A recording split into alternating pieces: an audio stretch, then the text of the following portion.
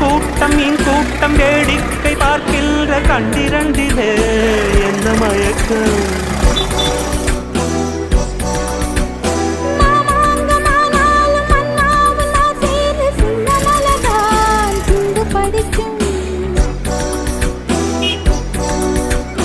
கையோடு கை சேரும் கல்யாண வைபோகம் கண்டு கழிக்கும் காலம் பிறக்கும்.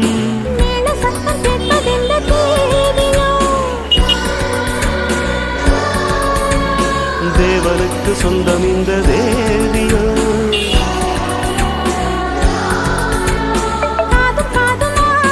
காதல் மந்திரம்